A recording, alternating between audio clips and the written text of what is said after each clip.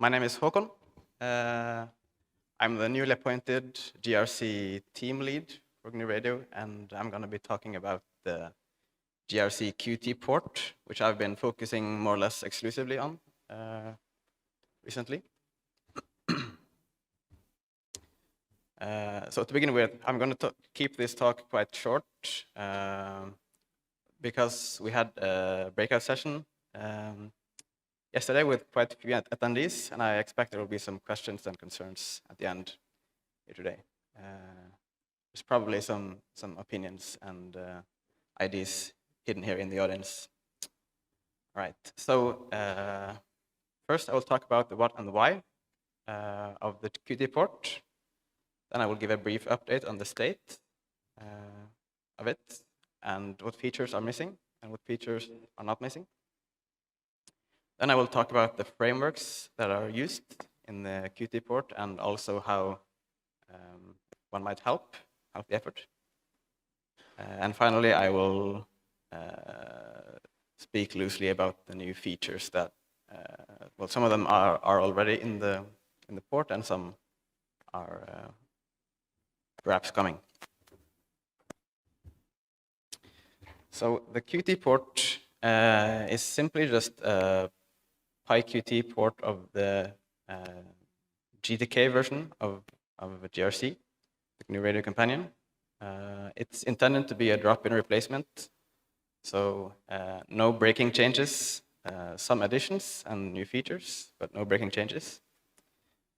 It resides on the upstream GNU Radio repo on the feature GRC Qt branch, and you can all try it out right now by cloning that branch and running the python-m grc-qt command. And this does not require you to rebuild. You just need to check out the branch and then run the command. So we've tried to keep the Qt code decoupled from the core. GRC is already decoupled in a way that the core code and what's being run by both GRC and GRCC is living in its own space, and the GUI components that make up GRC are separated from all that. And the Qt code is separated from all that as well in a new folder called the GRC /GUI Qt folder. So the Qt port effort was started by Sebastian Kozlowski and Seth Heitfield some years ago, and it's been picked up and rebooted quite recently, a few years ago. So the reasoning for making a Qt port of GRC is that GTK version has some problems with other platforms. Well, we're trying to make it a more consistent and stable experience on other platforms like Mac and Windows. I believe actually the Qt version of GRC might be working even better than the GTK version of GRC on Mac right now, allegedly.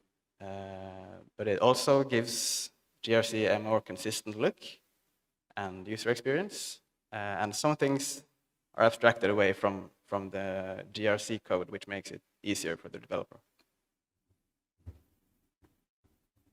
So the state, most of the core features are done. Some of them are halfway done. Some of them have been too daunting for me to attempt yet, and some are kind of on the fringe, so I haven't looked at them yet. The core features that don't work might be because they are almost working. They were working recently, but I probably introduced some new bugs as well. And as of now, it's not as nice to work with as the GTK version, so it's quite stubborn in some places. That's why I say it has attitude. And I've added something that the GTK version didn't have, which is GUI testing. I realized that there are a lot of things that are features in GRC and a lot of things that aren't quite features, but they are still things that need to work. And it's quite hard to get a mental map of all these tiny features without bringing testing into the picture. So the most important missing features are the undo-redo framework. This is a bit easier in Qt since Qt has inbuilt support for this. Most of it is done. When it comes to block movement and rotation and all that, it's done, but the parameter changes isn't done yet. Another thing is the copy-paste framework. This is a kind of a big task, I would say. So I haven't looked at it yet, but it shouldn't be too hard. And the good thing about porting GRC is that a lot of the code is already there. It just needs to either be copied as is or edited slightly. Another thing is the variable editor and some other widgets, like, for example, the about windows and things like that. Also the bus ports. I haven't touched the bus ports yet because it might be in need of some deeper rewriting, not just on the GUI side, but on the core side as well. And some other missing minor features like multiple block rotation. I'm not sure how often that is used, but it doesn't work yet anyways.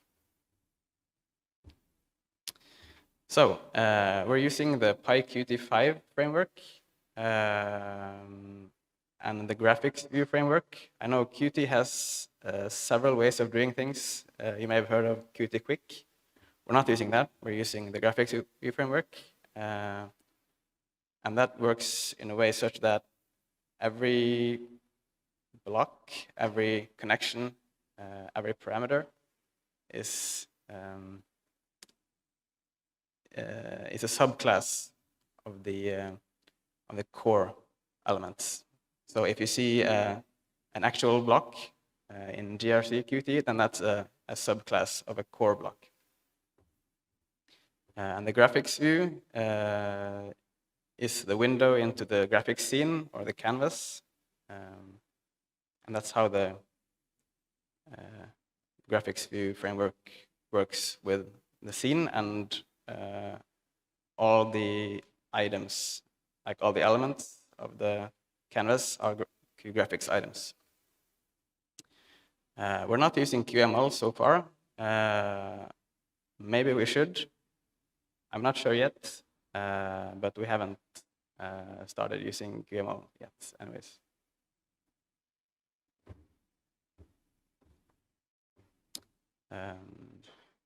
Yep.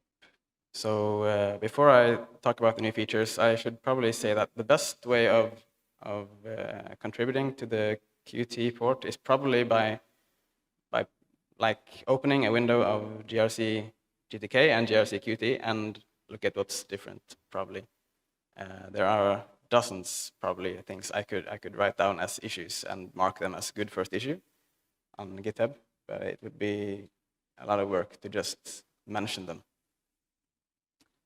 And a lot of these things are really low-hanging fruit, like connecting signals and opening windows and things like that. So new features. One thing I've added is parameter units. So some of the parameters have units like hertz or symbols per second, and they aren't necessarily written anywhere in the documentation. But it would be nice to have the units on the side so you see what kind of parameter you're editing. Also, better documentation and or wiki integration. Right now, there's a documentation tab where if you click a block, then the documentation from the YAML file will show up on the right side of the window. And maybe that should be a Qt web view of the wiki instead. That may be. We're also looking to have a preferences window. Some preferences right now are hidden in different parts of the title bar. And also theming. Dark mode is definitely going to be a thing in GRC Qt. And then there are other features that might make it. I know the outer tree manager is, as far as I can remember, a part of the usability enhancement grant. And also running GRC on the web in a browser could be one way to do it. Also, remote operation could be interesting to play with. So yeah, a lot of things that would be nice to have. So that's my talk. I'm not going to show any demos. I'm more interested in your questions or ideas.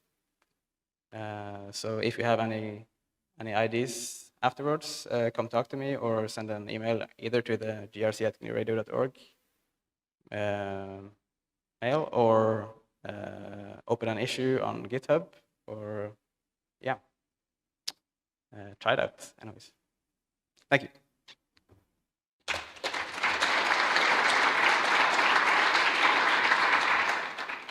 Okay, any questions?